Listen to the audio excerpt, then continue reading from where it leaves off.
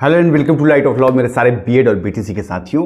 दो कॉन्टेस्ट में आज आपसे बात होगी, लेकिन दोनों ही बिहार सेंट्रिक है। पहला तो बिहार से जो बीएड वर्सेस बीटीसी का केस जो है ऑनरेबल सुप्रीम कोर्ट में चल रहा है, उसको लेकर के सुनवाई जो है टल गई है, उसको लेकर के बात करेंगे। और साथ ही बिहार की जो नेक्स्ट भर्ती जो आई है 2.0 वाली सेकेंड फेज की, उसमें एसटीईटी का सर्टिफिकेट जो है ना, एक बड़ा सवाल है कि एसटीईटी का सर्टिफिकेट डाउनलोड नहीं हो रहा है, वो अब साइट से हट गया है। उसको लेकर के आपको क्या करना है, ये एक चीज़ है। और दूसरा कि जो सीबीएसई से हैं उनका मार्कशीट और सर्टिफिकेट दोनों एक ही में है, तो वो क्या अलग अलग कैसे डाउनलोड करेंगे, क्या वो एक ही को यूज करेंगे। और अन्य भी आपके जो है टीआरई से संबंधित जो सवाल हैं उन तीनों को टैकल करेंगे। वीडियो संक्षिप्त में रखने की कोशिश जरूर करूंगा, और तीनों टॉपिक जो है टाइम का अभाव है इसलिए अलग अलग सेपरेट वीडियो नहीं बना सकता, तो इसी में मैं पहले आपके सुप्रीम कोर्ट के केस की बात कर लेते हैं, और दूसरे सेगमेंट में जो है एसटीईटी का जो डॉक्यूमेंट है, जो सर्टिफिकेट नहीं मिल रहा है, उसके लिए आपको क्या करना है, इन तमाम पहलुओं पर बात कर लेंगे। अगर चैनल पर आप नए या पुराने साथी आज तक सब्सक्राइब नहीं किए हैं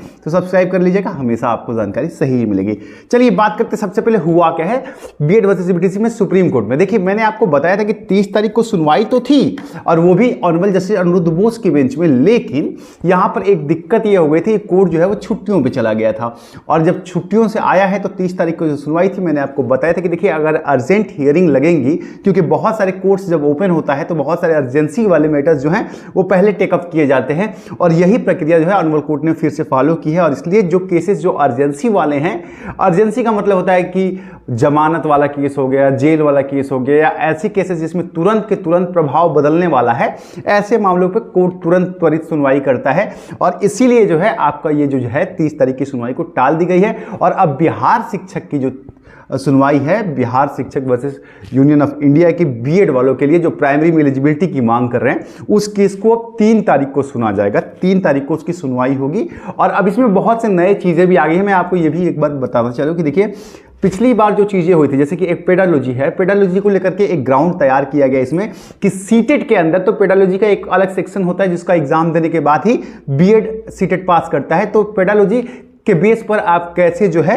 बीएड को बाहर कर सकते हैं, पहली बात। और दूसरा जो है ग्राउंड ये लिया गया है कि बहुत से बच्चे जो हैं वो बीएड एनसीटी की गाइडलाइन के बाद किए हैं, और उसका काफ़ी ज़्यादा उनके ऊपर व्यय है, काफ़ी ज़्यादा लोन लिया है, और लोन लेकर के उन्होंने बीएड सिर्फ इसलिए कर लिया, उनके पास सीटेट 1 का पेपर ही नहीं है, बस वो एनसीटी की गाइडलाइन की वजह से जो है उन्होंने बीएड कर लिया ताकि वो प्राइमरी में एलिजिबल हो पाए, और अगर अपर लेवल में मौका मिले तो वहाँ भी चले जाए। तो ये एक ग्राउंड लिया गया, और साथ ही एक ग्राउंड ये लिया गया है कि बहुत सारा एक डेटा इकट्ठा इस तरीके से किया गया है कि कितने बीएड वाले ऐसे हैं जिनको राइट टू लाइफ की समस्या है, मतलब जिनके जो खुद अकेले ही पूरी फैमिली को सर्वाइव करवा रहे हैं। ये तमाम ह्यूमैनिटेरियन ग्राउंड, जिसको नेचुरल जस्टिस कहा जाता है, तो इन सारे ग्राउंड्स को भी लिया गया है। और तमाम अन्य भी ग्राउंड्स हैं जो हिडन है, जिसके बारे में मैं यहाँ पे अभी आपको नहीं बताऊंगा। लेकिन ये जो एक सवाल आप लोगों का आ रहा है कि क्या इसमें कोई उम्मीद बन रही है सर जिसमें कि बीएड का कुछ भला हो जाए या प्राइमरी में एलिजिबल हो जाए। देखिए, मैं आपको 2 फैक्ट्स बताता हूं साथियों, ये अंतिम लड़ाई है, इसमें कोई शक नहीं है।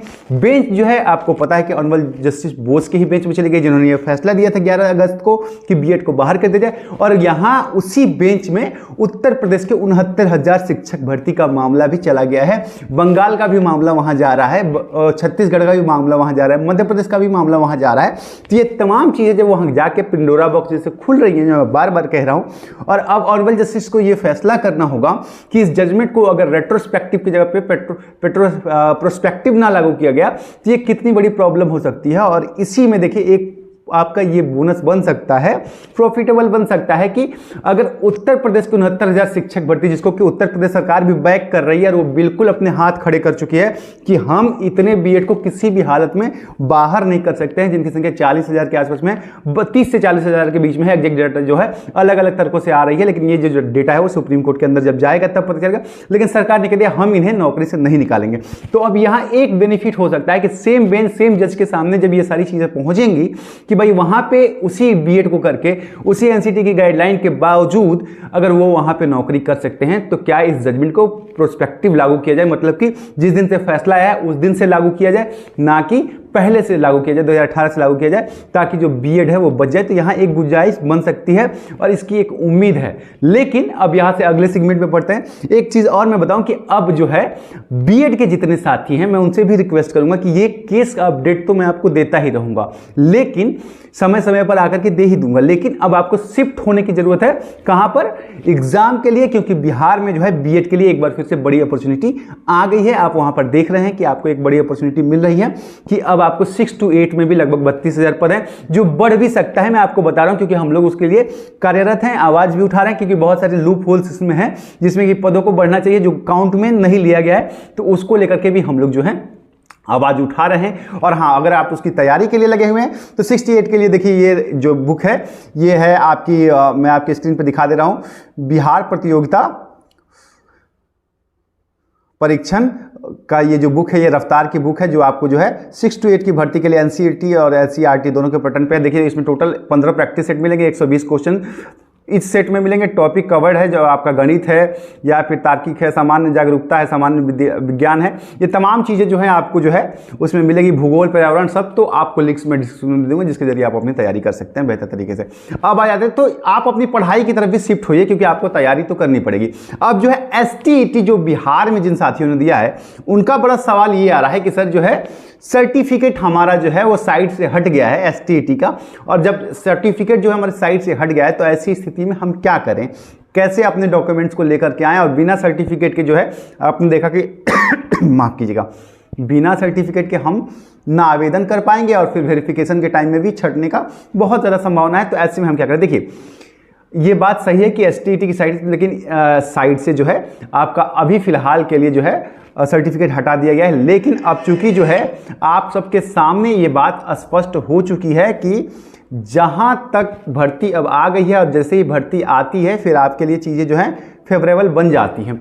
तो हम लोगों ने इसको लेकर के बिहार विद्यालय समिति को जो है एक मेल अभी मैंने आज ही कर दिया, सुबह ही किया है। और साथ ही हम लोग जो है एक ज्ञापन सौंपने वाले हैं कि चूंकि इस तरह की चीज़ें हैं, और बीपीएससी को भी हम लोग जो है एक ज्ञापन दे रहे हैं, एक मेल दे रहे हैं कि सर देखिए एसटीईटी अनिवार्य है, और एसटीईटी का सर्टिफिकेट जिन बच्चों ने पास किया है वो साइट पर नहीं है, तो उसके बिना वो कैसे जाएंगे। तो हम बिहार विद्यालय समिति से ये मांग करते हैं कि एक बार फिर से सबके सर्टिफिकेट जो है वो वेबसाइट पे अपलोड कर दिया जाए, जहां से ये सारे बच्चे जो जिनका नहीं हो पा रहा, कुछ लोगों का तो हो गया है, और आप लोग भी जब रिजल्ट आता है तुरंत क्यों नहीं कर लेते हैं, ये प्रॉब्लम्स में क्यों फंसते हैं, आप लोग भी बहुत डिले करते हैं। तो हम लोग ये कर रहे हैं और उम्मीद कीजिए कि फर्स्ट वीक में ही आपके जो है सारे के सारे जो है इसी मतलब नवंबर के फर्स्ट वीक में ही आपके सारे के सारे डॉक्यूमेंट जो हैं, आपका सर्टिफिकेट जो है एक बार फिर से आपका साइट खुल जाएगा और आप वहां से डाउनलोड कर पाएंगे। तो इसको लेकर के आप लोगों को बहुत ज़्यादा परेशान होने की जरूरत नहीं है। तो ये एक चीज़ आप लोग समझ लीजिए। साथ ही मैंने डॉक्यूमेंट्स की वीडियो आपके लिए बना दी है कि कौन कौन से डॉक्यूमेंट आपके लिए वैलिड है, कौन कौन सी चीज़ें चाहिए। आप जाकर के वीडियो जो है जाकर के देख लीजिएगा, आपको मिल जाएगा प्लेलिस्ट के अंदर। एक सवाल आप लोगों का और आ रहा है, और वो बार बार आ रहा है बीएड के कॉन्टेस्ट में कि क्या बीएड जो है प्राइमरी में एलिजिबल होगा कि नहीं होगा। आप तो देखिए, अब अप टू सुप्रीम कोर्ट, इसको छोड़िए, अब जो भी जजमेंट आना है सुप्रीम कोर्ट से आना है। आप लोग जो है इस तरफ से मूव हो जाइए, और 6 to 8 की भर्ती या 9, 10 और 11, 12 में भी आप देखेंगे तो यहाँ पर तो आपको एसटीईटी अनिवार्य है, लेकिन 6 to 8 में एसटीईटी अनिवार्य नहीं है आपके लिए, तो आप वहाँ पर अप्लाई कर सकते हैं। सब्जेक्ट कम्बिनेशन की वीडियो मैं आपको कल ला करके दूंगा कि कौन कौन से सब्जेक्ट कम्बिनेशन होने चाहिए, लेकिन और 6 to 8 में बड़े पद भी आपको आने की पूरी संभावना है। तो इसलिए मेरे साथियों, पढ़ाई की तरफ मूव कीजिए, एग्ज़ाम की तरफ मूव कीजिए, यूट्यूब देखना थोड़ा सा बंद कीजिए। देखिए, मैं यूट्यूबर हूँ ज़रूर, लेकिन सिर्फ यूट्यूबर नहीं हूँ, और मेरा काम सिर्फ ये नहीं है। मैं यही चाहूँगा कि आप लोग पढ़ाई पे अग्रसर होइए, क्योंकि भर्ती बड़ी है, और जो भी खास इन्फॉर्मेशन होगा मैं 10 मिनट 5 मिनट की वीडियो आपको ला करके दे दूंगा। आप देख लीजिएगा, आपको सारी चीज़ें समझ में आ जाएंगी, पूरे दिन का क्रश समझ में आ जाएगा।